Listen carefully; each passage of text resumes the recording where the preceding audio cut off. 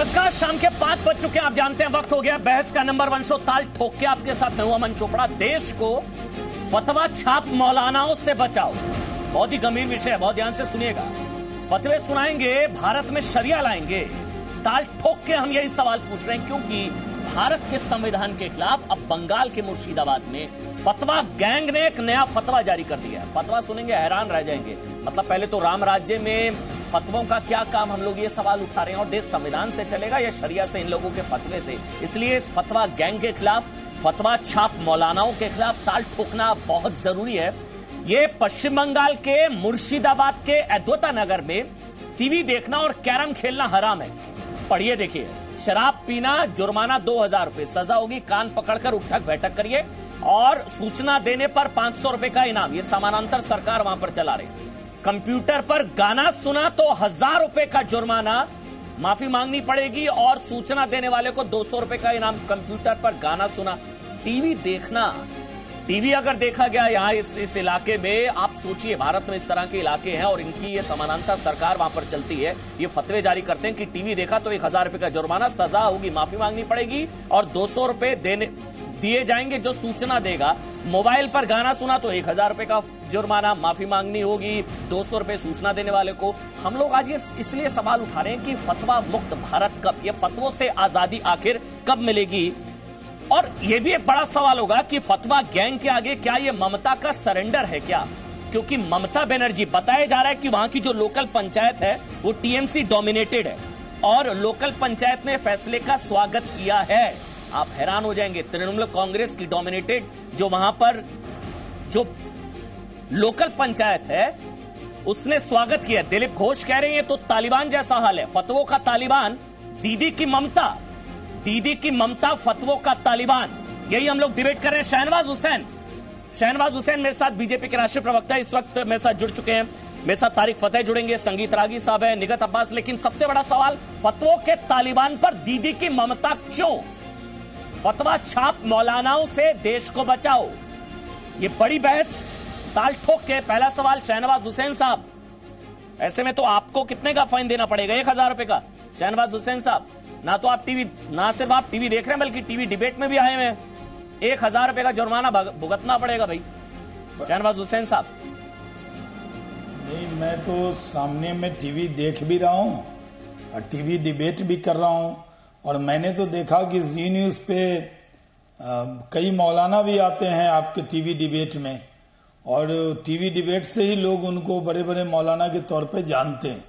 और कई ऐसे मौलाना आते हैं जिनको जी न्यूज ने बैठाकर, आपने बड़े बड़े मौलाना का परिचय हो गया है देश में, और लोग उनको, जब वो टीवी डिबेट में बैठते हैं तो पहले तो उन पर ये लागू होगा कि नहीं होगा। हम लोग तो ये कहते हैं टीवी देखने पर 1000 रुपया और डिबेट करने पर कहीं 10,000 न मांग ले। हम तो डिबेट भी कर रहे हैं। देखिए, कुछ लोग हैं जो इस्लाम के नाम पर एक हुसैन साहब, उनसे बात कराता हूं ना आपकी जी, जो भी है पहले तो उनसे। देखिए, मैं तो मौलाना नहीं हूं, मैं बीजेपी के प्रवक्ता के नाते, ऑफिशियल स्पोक्स पर्सन के नाते टीवी पे बैठा हूं। बोलिए। लेकिन मैं ये मानता हूं कि अगर टीवी में आना 1000 रुपया और डिबेट करने का 10,000 रुपया लग जाएगा तो दुश्वारी ये है कि ये कौन लोग हैं। कई बार अब मैं कहीं जाता हूं तो लोग पूछते हैं, मैं सांसद रहा हूं, बीजेपी का प्रवक्ता हूं, इस नाते पार्टी भेजती है आपके टीवी डिबेट में।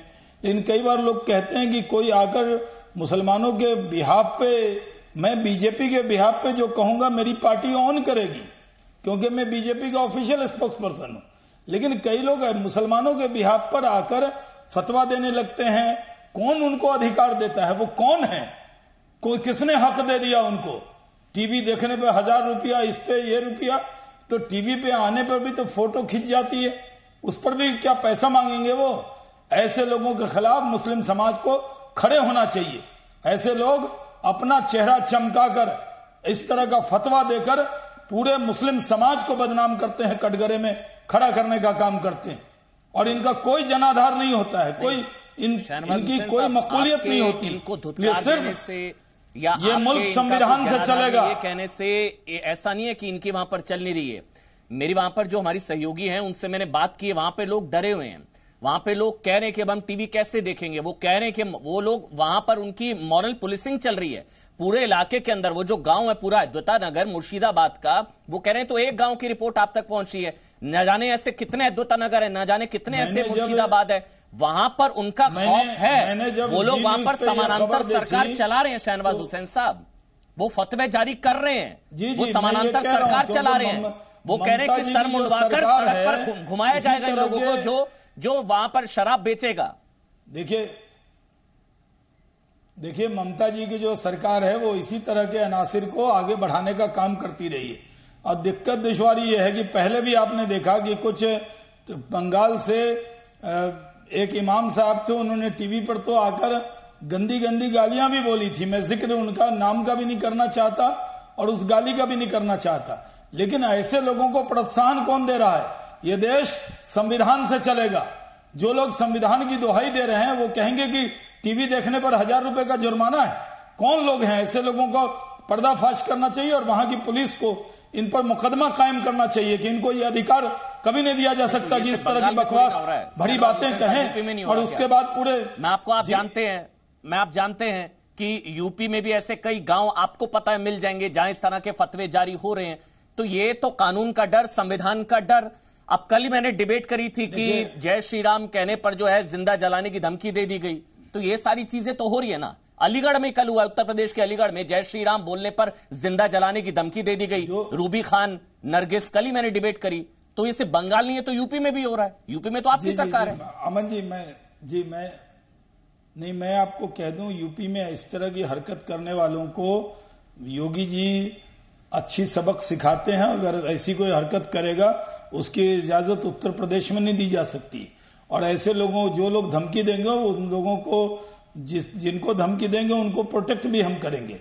और दूसरी बात है कि अगर कोई व्यक्ति ये कहता है, यहाँ जय कहते हैं, नेताओं की जय कह देंगे लेकिन जय श्री राम कहने पर फतवा लगा देंगे, ये क्या बात हो गई? यानी एक तरफ तो अल्लामा इकबाल कह रहे हैं इमाम हिंद हैं और उसके बाद उनको अगर किसी ने कह दिया जय और जिंदाबाद का मतलब क्या होता है?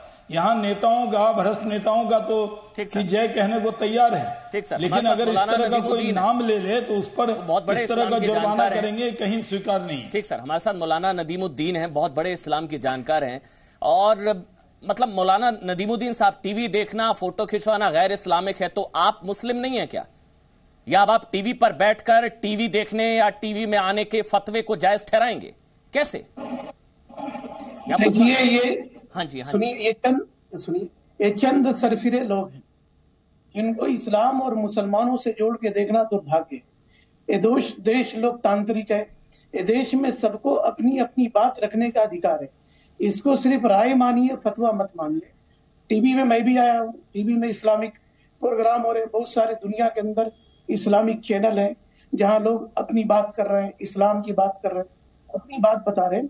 गाना सुनना ठीक है कि इस्लाम के नुक्ते नजर से गाना एक अलग चीज है, मगर आपको अख्तियार नहीं होता। कैसे है? जो गाना सुनेगा वो मुसलमान नहीं कहलाएगा। अरे सुनिए, मैं क्या बोल रहा हूँ, पहले सुनिए, टोका टाकी मत। कौन कहता है कि जो गाना सुनना अलग चीज है, गाना सुनना गैर इस्लामिक है? अरे सुनिए, पहले भारत में 20 करोड़ मुसलमान है, 10 करोड़ से ज्यादा गाना सुनते हैं, तो क्या वो मुसलमान नहीं है? मैं कहता हूँ गाना सुनना गैर इस्लामिक है। अरे सुनिए, पहले आप बात ही आप टोकेंगे तो मैं क्या बोलूंगा? मैं कह रहा हूँ गाना सुनना गैर इस्लामिक है सर। अरे सुनिए, इस तरह की बातों पर आप डिबेट करके उनका हौसला अफजाई कर रहे हैं, तो उनको बढ़ावा दे रहे हैं। उनके खिलाफ तारीफ ठोकी है ना, आपको क्यों बुलाया है? नदीमुद्दीन जी, आपको लोग सुनते हैं। मौलाना नदीमुद्दीन, आपका सम्मान है आपकी कम्युनिटी में, आपको क्यों बुलाया? ऐसे लोगों के खिलाफ ताल ठोकिए ना। मगर आप भी उन्हीं जैसी बात कर रहे हैं, गाना सुनना गैर इस्लामिक। आपने कोई गाना नहीं सुना आज तक? सुनिए, जहां तक शराब की बात है, कौन सा गाना अच्छा लगता है? कभी गाना सुना आपने कोई? के अंदर चले जाइए, शराब का बैन है, तो फिर शराब सरकारों ने हिंदुस्तान में क्या इस्लामिक है? शराब एक सेहत के लिए ठीक नहीं है। हमारे पास गुटखा पान पर भी बैन लगाया गया। अरे तो वो कानून अपना काम करेगा ना राज्य सरकार। आपको किसने हक दे दिया? ये फतवा फैक्ट्री थोड़ी ना तय करेगी। शरिया से थोड़ी ना चलेगा देश, आप लोग तय करेंगे, उनकी मर्जी। जिसको भाई शराब पीना बुरी बात है, ठीक है, सेहत के लिए ठीक नहीं है, वो सरकार लॉ एंड ऑर्डर मशीनरी है, वो तय करेगी। फतवा फैक्ट्री थोड़ी ना तय करेगी, आप लोग थोड़ी ना तय करेंगे। सर मुंडवा देंगे, सड़कों पर जुलूस निकलवा देंगे, 1000 रुपए का जुर्माना लगा देंगे, सरकार थोड़ी ना आप लोगों की समानांतर सरकार चला रहे हैं क्या? सुनिए, तारिक फतेह रोज बैठ करके मुसलमानों को गालियां देता है, आप उसको रोज बिठाते हैं टीवी पर ताकि वो मुसलमानों को मुंह चढ़ाए। पाकिस्तान को गाली देते हैं, आपको पाकिस्तान ही असली मुस्लिम मुल्क नजर आता है, वो पाकिस्तान को गाली देते हैं, मुसलमानों को गाली नहीं देते। आपकी दिक्कत है, जुड़ेंगे मेरे साथ, अभी जुड़ेंगे। वो पाकिस्तान को गाली देते हैं जिनको आपको भी देनी चाहिए, लेकिन आपका धर्म आड़े आ जाता है, इसलिए आप पाकिस्तान को गाली नहीं दे पाते हैं। दिक्कत ये है सर। एक बेशरम आदमी क्या देश में मुसलमानों को बताएगा कि देश में क्या क्या करना है? तो आप बताएंगे, आपके लिए गाना सुनना गैर इस्लामिक? मैं आपसे तो नहीं सीख सकता ना सर, गाना सुनना गैर इस्लामिक? अरे कौन कह रहा? आपने कहा मुझे पसंद नहीं है, मुझे नहीं, जो आपको सुनना, जिसको सुनना पसंद है फतवा जारी करेंगे उसके खिलाफ। आपकी मर्जी, आप हैं मुझे कौन? पसंद नहीं है, इतना पसंद नहीं है, आपकी मर्जी। मगर मैं ये नहीं कहूंगा कि आप मत देखिए, आपको मैं फतवा देने का मुझे अधिकार नहीं है। ये देश लोकतांत्रिक है, ये देश शरिया पे नहीं चलता है, ये देश जो है संविधान पर चलता है। हमारी मर्जी, मगर हम अपनी मर्जी आपको नहीं थोपेंगे। जिन लोगों ने फतवा दिया, सरकार को कार्रवाई करनी चाहिए। सरकार क्या कर रही है? अगर आप लोग संविधान पर इतना आपका भरोसा होता ना, तो फिर जय श्री राम बोलने पर जिंदा जलाने की धमकी नहीं दी जा रही होती।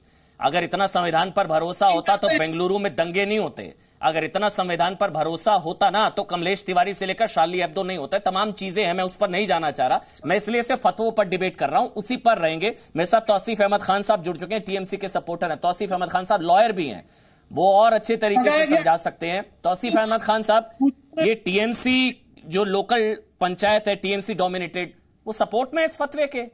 मतलब तुष्टीकरण वोट का ऐसा चश्मा कि फतवा नहीं दिख रहा है। देखिए, आप और हम सारे लोग जानते हैं कि फतवा का कोई लीगल सैंक्शन नहीं होता है, ये केस स्पेसिफिक होता है। अगर किसी घर में माँ बाप बीमार है और उस घर का जवान बच्चा माँ बाप का ध्यान नहीं दे रहा है, बाहर जाकर के कैरम बोर्ड खेल रहा है, शराब पी रहा है, गाना बजा रहा है, तो उस जगह में उस लड़के के खिलाफ बिल्कुल सख्ती होनी चाहिए कि तुम शराब नहीं पी सकते, तुम कैरम बोर्ड नहीं खेल सकते, तुम गाना नहीं बजा सकते। इसमें कोई बुराई नहीं है। अच्छा, इसमें कोई बुराई नहीं है। मतलब आपका बच्चा अगर कैरम बोर्ड खेलेगा और उस पर कोई स्वयंभू कथित रूप से मौलाना 500 रुपए का जुर्माना लगा देंगे आपके बच्चे पर, तो कोई आपको दिक्कत नहीं, आप भरने जाएंगे 500 रुपए, 1000 रुपए। दिलीप घोष से पूछिए आप कि किसी घर में जहाँ पे माँ बाप, फिर तो आप सबसे पहले भरेंगे 1000 रुपए का जुर्माना सर। बच्चा को चाहिए कि माँ बाप के लिए आप टीवी पर बैठे हुए, माँ बाप को हॉस्पिटल लेकर के जाए, वो नालायक बच्चा माँ बाप को लेकर के हॉस्पिटल नहीं जा रहा, नालायक बच्चा माँ बाप का ख्याल नहीं रख रहा है, माँ बाप के लिए दवा नहीं ला रहा है, और कर क्या रहा है वो नालायक बच्चा जाकर के बाहर में दोस्तों के साथ में ग्रुप बना करके क्लब में जो है शराब पीता है और जाकर के वहां पे कैरम बोर्ड खेलता है, तो उसके साथ तो सख्ती होनी चाहिए। अच्छा, कि तुमको शराब नहीं पीना है, तुमको माँ बाप का ख्याल रखना है। अच्छा, आपको पता है आज ये फतवा जारी हो गया, टीवी पर आना गैर इस्लामिक है। आप भी उस नालायक बच्चे की तरह उनके लिए, तौसीफ भाई, हॉस्पिटल जाओ। तौसीफ भाई आपको बताऊं, आप भी उस नालायक बच्चे की तरह उन लोगों के लिए जो टीवी पर आकर फोटो खिंचवा रहे हैं। देखिए, आपके खिलाफ फतवा आ चुका है उत्तर प्रदेश में, मुर्शिदाबाद में, आप बंगाल से ही, आपके खिलाफ फतवा आ गया है और आपको फतवा जायज लग रहा है। कैरम बोर्ड खेलने पर कितने का फतवा है? 500 रुपए देने पड़ेगा। तो आप उसके खिलाफ सख्ती मत करना। लेकिन मुर्शिदाबाद में अगर कोई ऐसा नालायक बच्चा है जो अपने माँ बाप का ख्याल नहीं, नालायक कौन तय करेगा? आप लोग तय करेंगे। नालायक कौन तय करेगा? उसके माँ बाप तय करेंगे। करना चाहिए। या तो आपने मान लिया आप भी उसी नालायक बच्चे की तरह है सर, जो मुर्शिदाबाद में आप नालायक बच्चे हैं। आप पढ़े लिखे आदमी हैं, आप लॉयर हैं, मुझे हैरानगी आप इस तरह की बात कर रहे हैं। आप शहनवाज साहब से पूछ लीजिए, आप लॉयर, आप इस तरह की बात कर रहे हैं, आप लॉयर हैं। अगर कोई ऐसा नालायक बच्चा होगा जो माँ बाप का ख्याल नहीं रखता, तो उनके साथ वो क्या करना चाहिए? अच्छा, तो आपके बच्चे नालायक होंगे तो पड़ोसी तय करेंगे। चलिए ठीक है, अगर आपके बच्चे कैरम बोर्ड खेल रहे हैं तो पड़ोसी तय करेगा, आप तय करेंगे? पड़ोस में जाकर ये पड़ोसी तय करेगा कि आप कितना जुर्माना भरेंगे? खेलेगा। आपके माँ बाप जो है घर में परेशान है, माँ बाप को आप लेकर के हॉस्पिटल नहीं जाते, माँ बाप के लिए दवा नहीं लाते, और जाकर के फतवा जारी होना चाहिए। इसके साथ क्या करना चाहिए? पता नहीं, लॉयर है, लॉयर, मतलब मैं शॉक्ड हूं।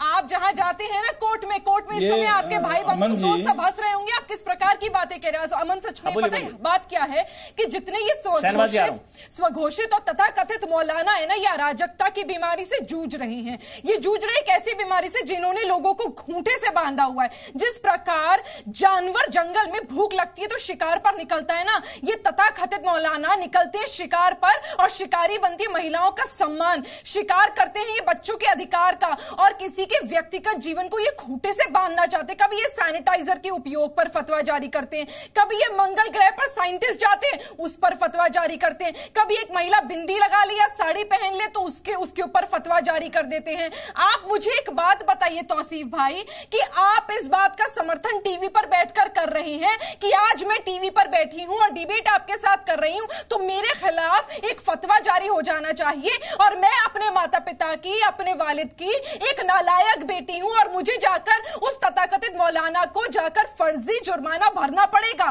क्या आप ये कह रहे हैं? क्या आप इस बात को मान रहे हैं कि आप जाकर फतवा जारी जिन्होंने किया है उनको आप जाकर जुर्माना भरेंगे? अमन मैं बताती हूँ, 1 मिनट तौसीफ जी आपके बीच में नहीं मैं बोली, ये बहुत बड़ा षड्यंत्र है। ये बहुत बड़ा षड्यंत्र इसलिए है क्योंकि हिंदुस्तान को मुसलमानों को बांटने की कोशिश की जा रही है।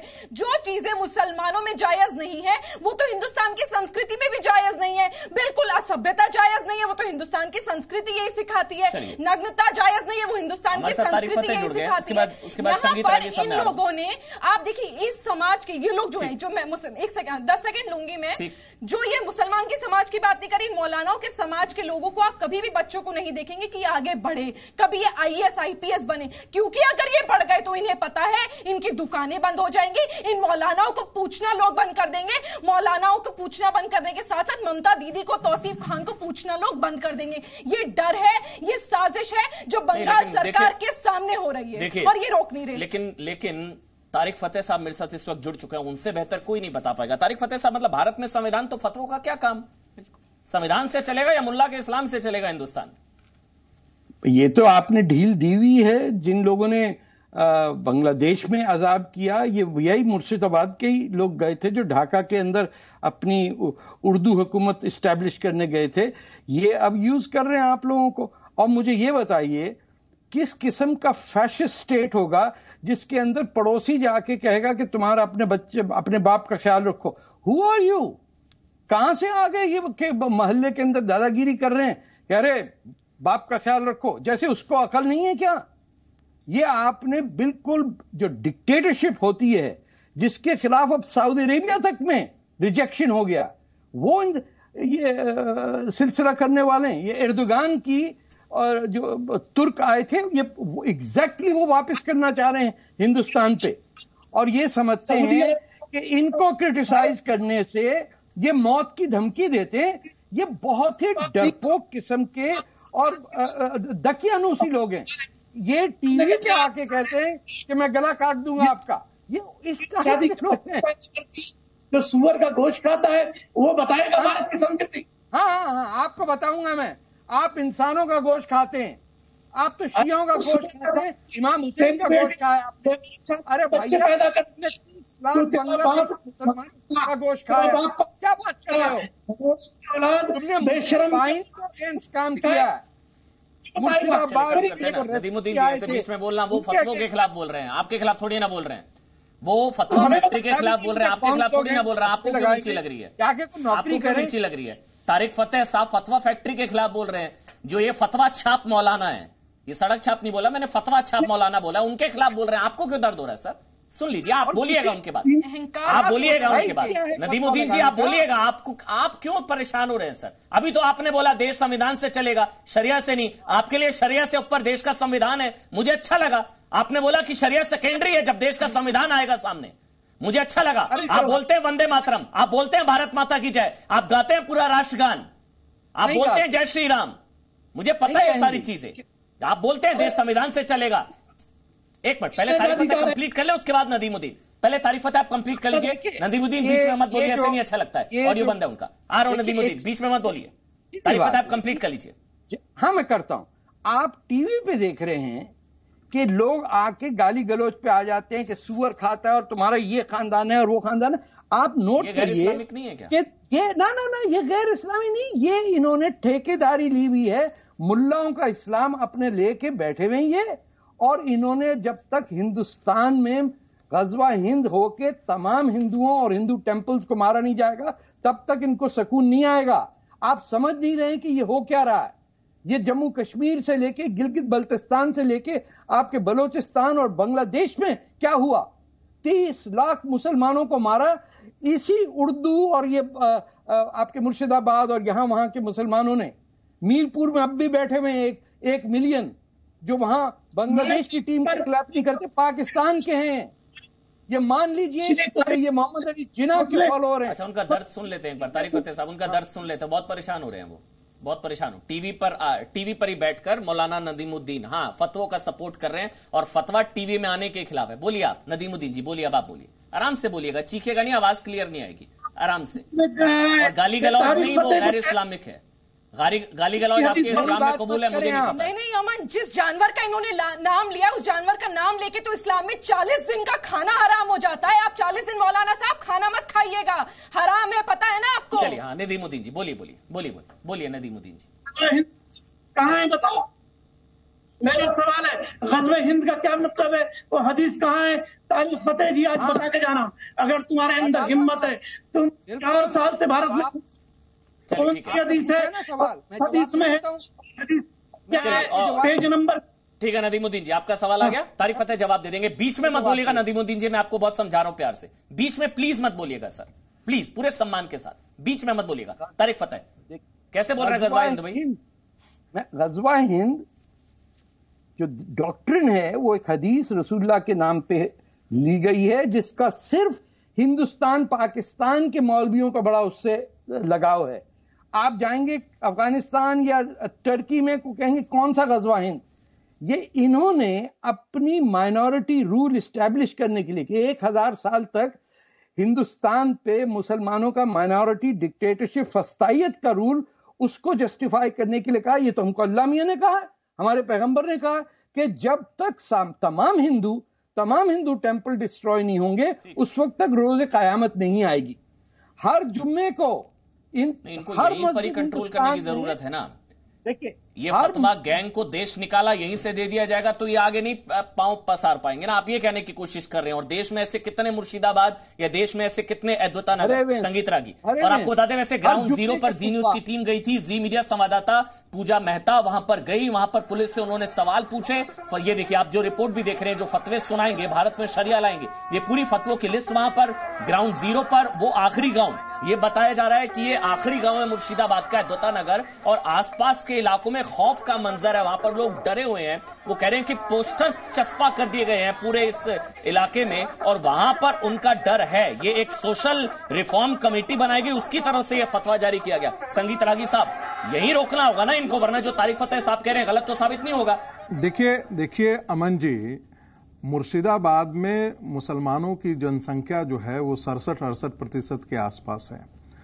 बंगाल के अंदर जैसे ही जनसंख्या बढ़ रही है, 125 ऐसे कॉन्स्टिट्यूएंसीज हैं बंगाल के अंदर जहां मुस्लिम संख्या डिसाइसिव स्थिति में आ गया है। वे आने वाले दिनों में कश्मीर से भी ज्यादा भयानक स्थिति में आने वाले होंगे। और जब मुसलमानों की जहां जनसंख्या बढ़ेगी तो वहां पर शरिया के लिए दबाव बनेगा। इसको ना हम रोक सकते हैं ना आप रोक सकते हैं। और ये जो एक नहीं सुन लीजिए मेरी बात, संविधान की कौन बात मानता है? सीए पर आपने देख लिया कि कैसी लड़ाई रहती है। देखिए इस्लाम एक पॉलिटिकल डॉक्ट्रिन है। इस्लाम का प्रचार भी एक पॉलिटिकल डॉक्ट्रिन के साथ गया है, स्टेट के साथ गया है। इस्लाम फैला है।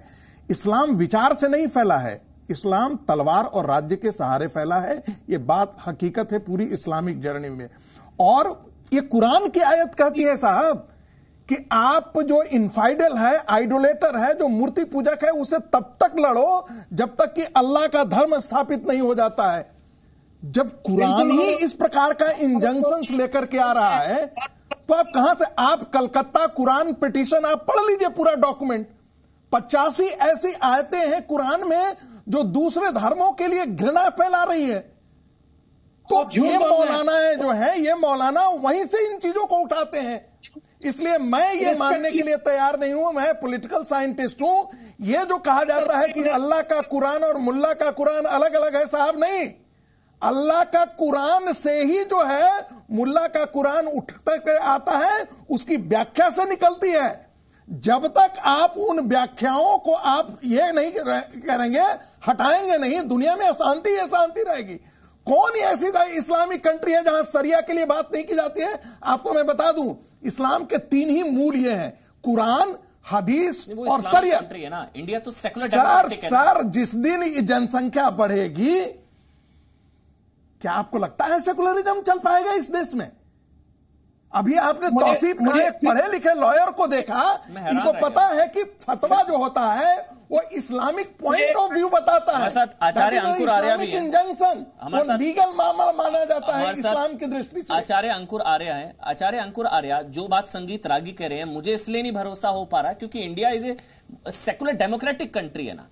जैसा हम लोग कहते हैं भाई देश संविधान से चलेगा, जब धर्म, कोई भी धर्म संविधान से बड़ा नहीं हो सकता। संविधान छोटी सी एक टिप्पणी कर दूं, बस 10 सेकंड। बोल दीजिए। देखिए, दुर्भाग्य है कि भारत का राजनैतिक नेतृत्व शुतुरमुर्ग की तरह हमको यह बताता रहा है कि सारे धर्म एक जैसे हैं।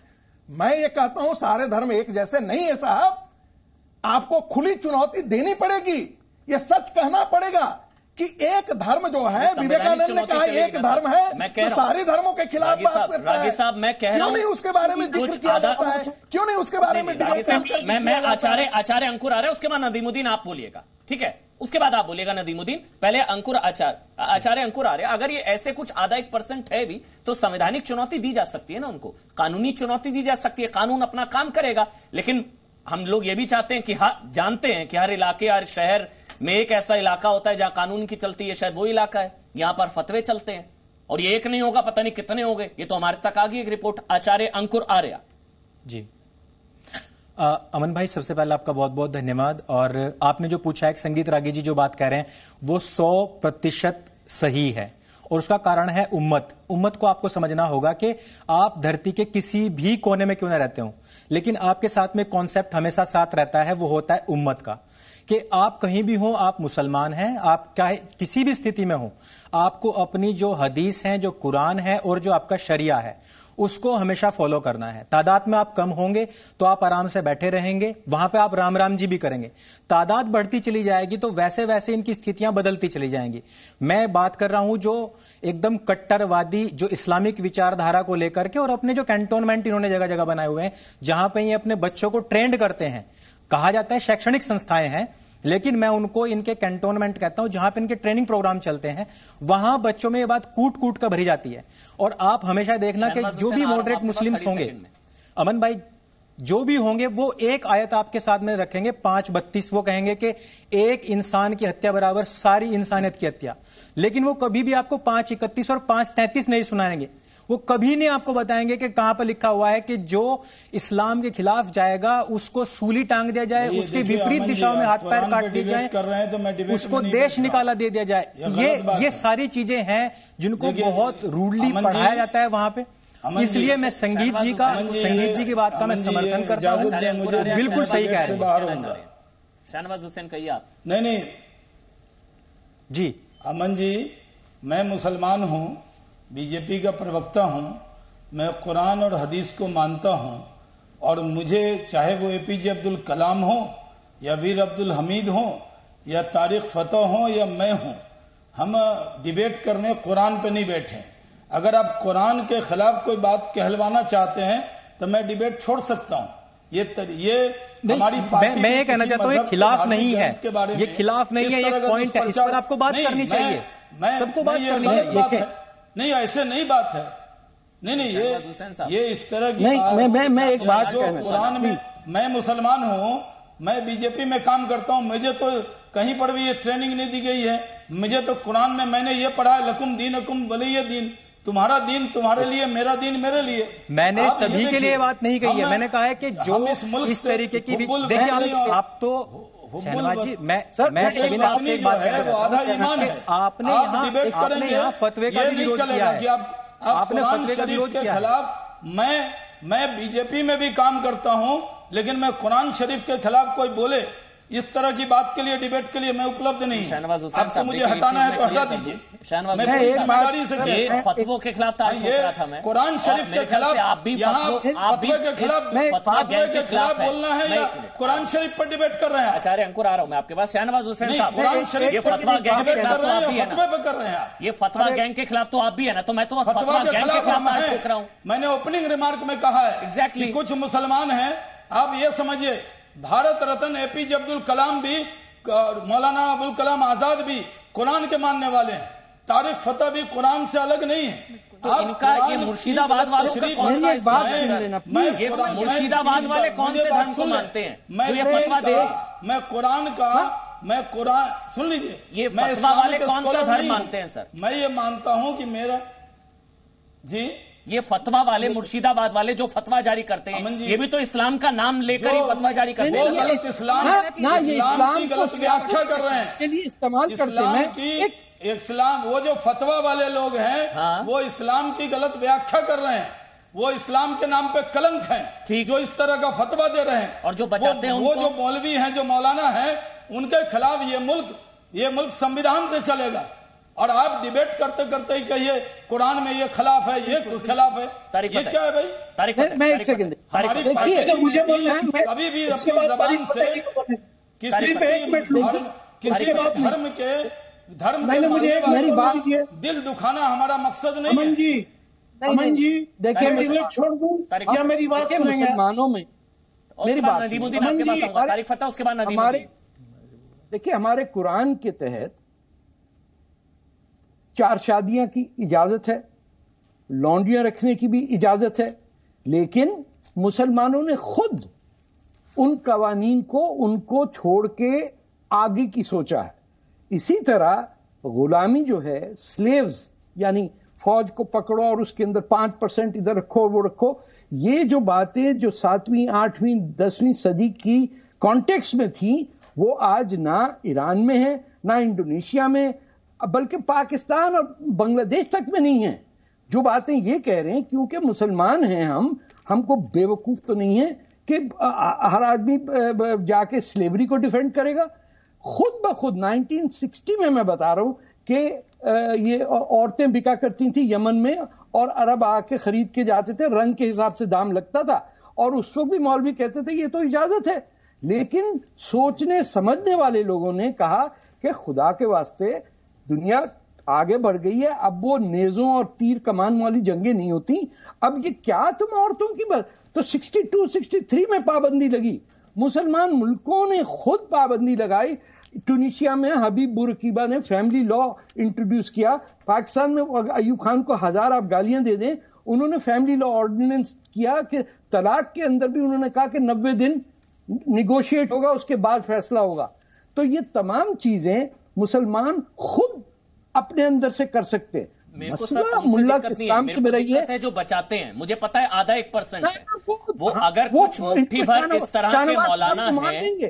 तारिक फतेह साहब, मैं जो शहनवाज हुसैन साहब कह रहे हैं मैं उसका सम्मान करता हूं, मैं भी बोलता हूं जब अब्दुल हमीद की बात होगी, जब एपीजे अब्दुल कलाम की बात होगी, वो राष्ट्रवादी मुसलमान। लेकिन अगर कुछ मुट्ठी भर मुसलमान हैं जो इस्लाम को बदनाम कर रहे हैं इस तरह की चीजें करके, लेकिन हमारी टीवी डिबेट्स में अगर कुछ लोग उनको बचाते हैं, जैसे तौसीफ अहमद खान, वो कह रहे कि नहीं इसमें क्या गलत है, अगर बच्चा बात नहीं मान रहा है तो उसके कैरम खेलने पर हम 500 रुपए का फतवा जारी कर देते हैं, तो इसमें गलत क्या है? उनके खिलाफ तो तारीफ ठोकनी पड़ेगी ना सर। उस पे मैं आपको सोल्यूशन दे रहा हूं, मैं कह रहा हूं कि मौलवी हैं जो ये सब कहते हैं, उनके खिलाफ बोलिए, कोई दिक्कत नहीं है।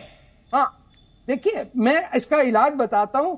100, 200, 300 हिंदुस्तान के मुसलमान जाएं और वहां जाके कैरम खेलें, उसी शहर में। सिविल डिसोबीडियंस और गांधी जी की नॉन वायलेंट तरीका ये था कि आपने एक कानून बनाया उन्होंने, चलिए हम जाके इंटरनेशनल कैरम कंपटीशन करते हैं जिसमें सिर्फ मुसलमान होंगे, फिर देखते हैं कौन रोकता है हमें। आपको म्यूजिक नहीं सुनना, हम आकाशवाणी लगा देते हैं और वहां भजन भी सुनेंगे। और सेकंड उसके बाद निकट संगीत रागी आ रहा हूं आपके पास। उससे पहले चलिए मौलाना नदीमुद्दीन बहुत देर से वेट कर रहे हैं। मौलाना नदीमुद्दीन पहले, उसके बाद शाहनवाज हुसैन बहुत देर से वेट कर रहे हैं। मौलाना नदीमुद्दीन बोलिए। संगीत रागी जी दिशा कुरान करीम पर आपत्ति जताते हैं, डिबेट का यह मौजूद नहीं है। अब मैं बताता हूँ, कुरान करीम में 365 आयतें नॉन मुस्लिम के रिस्पेक्ट के लिए है, 15 आयतों का ताल्लुक सिर्फ मुसलमानों से। 97% आयतें जो है, 97% बाद में ले लेंगे। मैं आयतों पर क्लासेस बाद में ले लूंगा। मैं अभी टॉपिक पे रहते हैं, मैं फतवों पर बात कर रहा हूँ। मैं फतवों पर बात कर रहा हूँ। आपको लगता है कि ये फतवा गैंग भारत छोड़ो आप सपोर्ट करते हैं इसको? बस बात खत्म। फतवा गैंग भारत छोड़ो, ये फतवा छाप मौलानाओं से देश को बचाओ। आप हमारी इस मुहिम के साथ हैं या नहीं? बस बात खत्म। पहले सुनिए, आप सुनिए। अब रहा सवाल गजबे। गजबा किसे कहते हैं? तारीख फतेह जाहिल को मालूम ही नहीं है। गजबा कहते हैं जिसमें इस्लाम के साथ हैं या फतवा छाप मौलानाओं के साथ? आ गए गाली गलौज करने।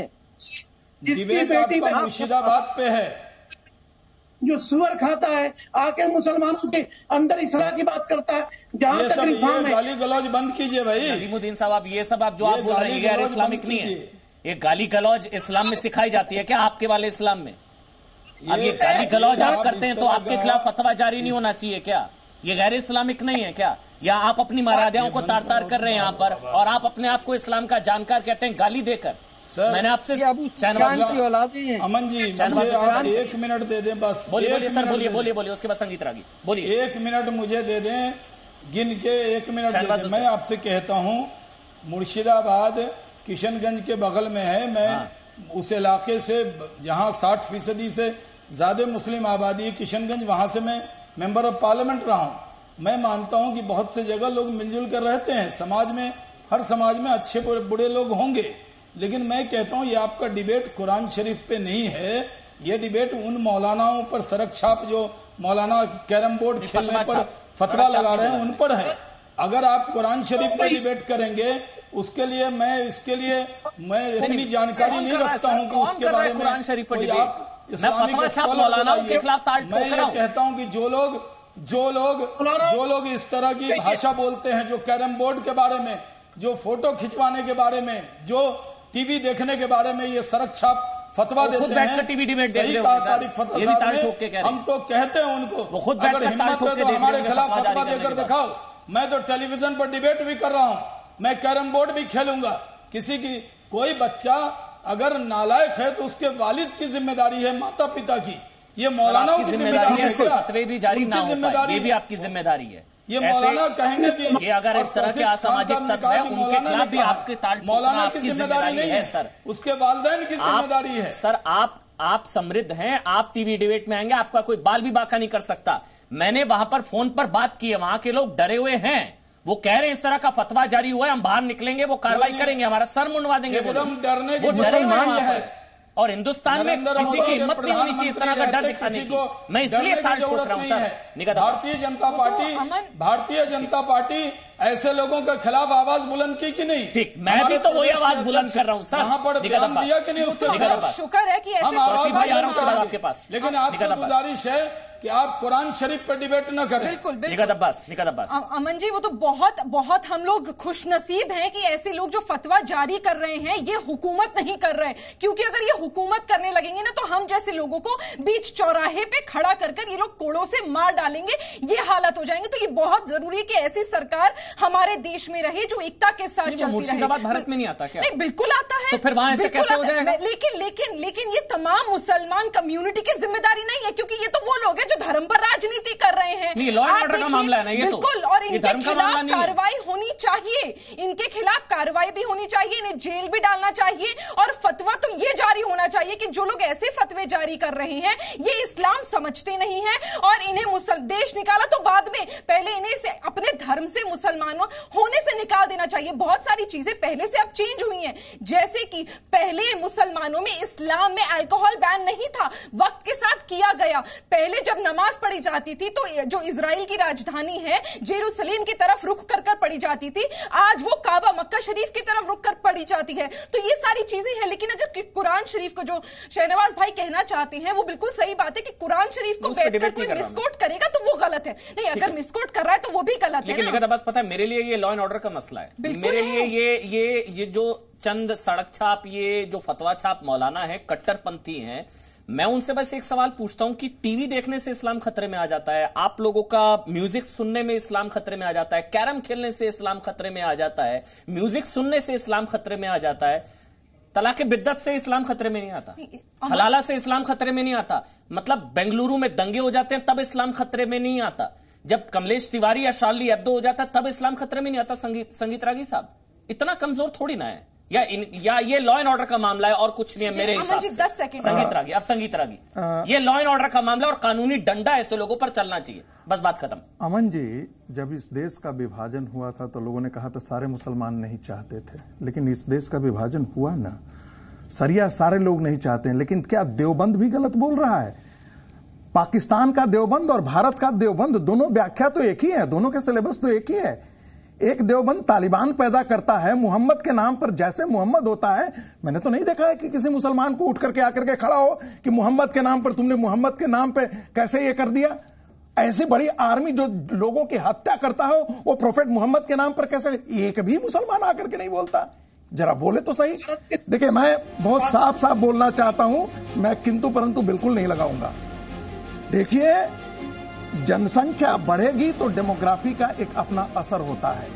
भारत पाकिस्तान का विभाजन इसी आधार पर हुआ था। वो मानसिकता गई नहीं है, वो शाहनवाज जी में नहीं होगी, निखत में नहीं होगी, लेकिन वही मानसिकता थोड़ी जो सीएए के खिलाफ सड़कों पर उतर करके तौसीफ अहमद खान, जिम्मेदारी तो आप लोगों की, सरकार की, वोट जरूरी, तुष्टीकरण जरूरी है या ऐसे असामाजिक तत्वों पर कार्रवाई जरूरी है? अमन भाई, डंडा चलना चाहिए। अमन भाई, देखिए, बहुत दुख है मुझे इस बात का कि संगीत रागी जी को आपने जो मौका दिया किसी बात पे डिबेट करने का और उन्होंने सीधा निशाने टाल दिया। यदि आप पढ़े लिखे नहीं हैं, यदि आपने नहीं पढ़ा है कुरान को, मैं नहीं जानता, मैंने पढ़ा है इसलिए मैं बोल रहा हूँ। क्यों बोलते? मैं पढ़ा हूँ इसलिए मैं बोल रहा हूँ। तो क्यों बोलते? मैं पढ़ा हूँ इसलिए बोल रहा हूँ। यदि आपकी हिम्मत है तो जाकर केस कीजिए। मैं पढ़ा हूँ इसलिए बोल रहा हूँ। चलिए, नहीं तौसीफ भाई, देखिए, मेरा बस ये कंसर्न था कि इस फतवा गैंग या फतवा फैक्ट्री, या अगर आजाद भारत में राम राज्य में फतवों की जगह नहीं है, अगर इस तरह की कोई फैक्ट्री या इस तरह की कोई गैंग वो एक्टिव है वहां पर, तो उन पर कानूनी डंडा चलना चाहिए। बनस्पत इसके हो ये रहा है कि तुष्टीकरण के चक्कर में फतवों को भी सही ठहराने की कोशिश वहां पर की जा रही है। ये मेरा बड़ा सवाल था। बहुत बहुत शुक्रिया जितने भी लोग मेरे साथ जुड़े। ताल ठोके में अभी इतना ही, और ताल ठोके स्पेशल एडिशन में आगे देखिए, हिंदुस्तान से षड्यंत्र क्यों। प्रायोजक स्वीटी सुपारी, महक जो बहका दे।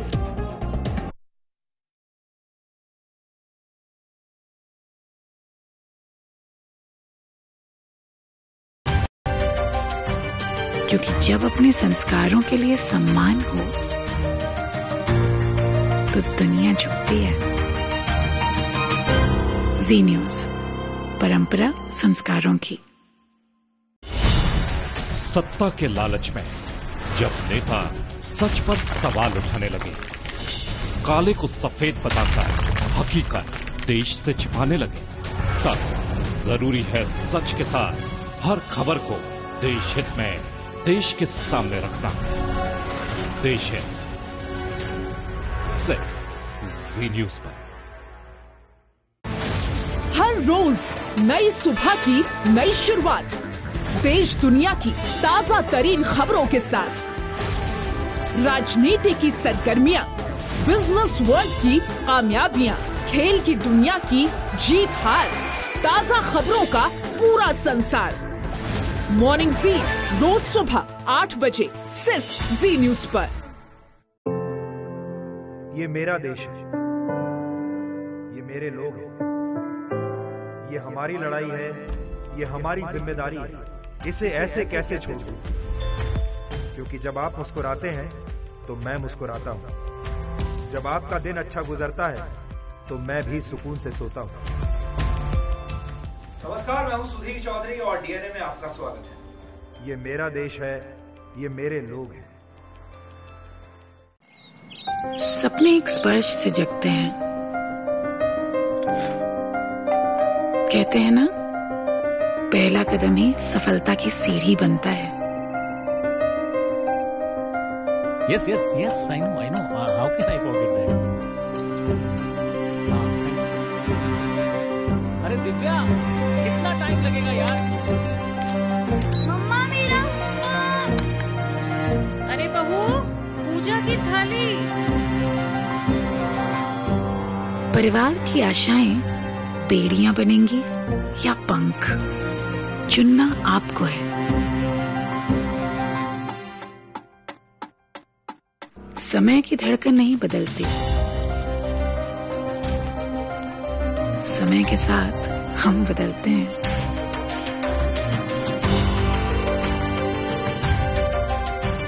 क्योंकि जब अपने संस्कारों के लिए सम्मान हो